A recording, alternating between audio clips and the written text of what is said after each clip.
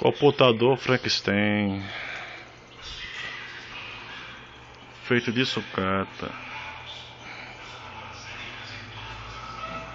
Botão reset, power, o HD tá aqui, caixa de som já tá integrada aí, a fonte tá do outro lado ali,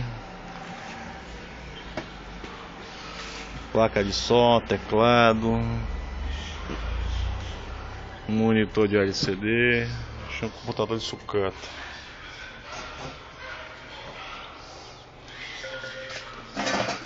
Então o 3G ligado aqui, o 3G, vou sair daqui.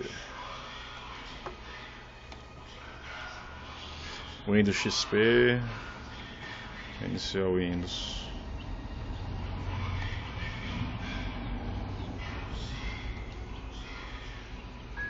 Teclado.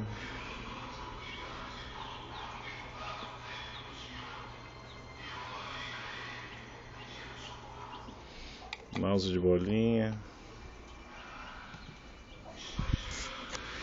Tá desligado. Vou ligar aqui de novo, ó. Aperta o power aqui. Ligou o LED lá embaixo. Achei uma porta USB para gravar cartão SD aqui. Outra porta para ligar o modem 3G. Tudo identificado. Tá carregando a BIOS. Tá a música externa de fundo aí.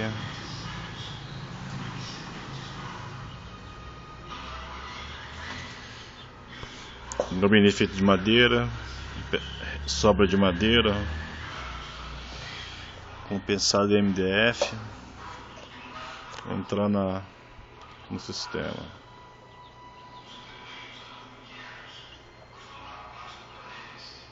Funcionou. Tá no Windows Media Player aqui.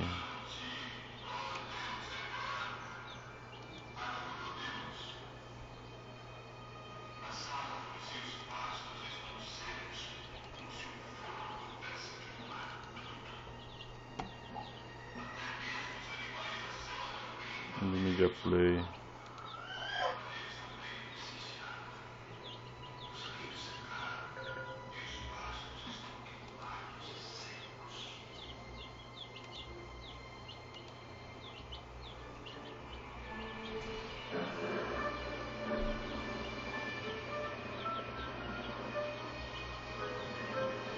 Deu volume, montar o volume aqui.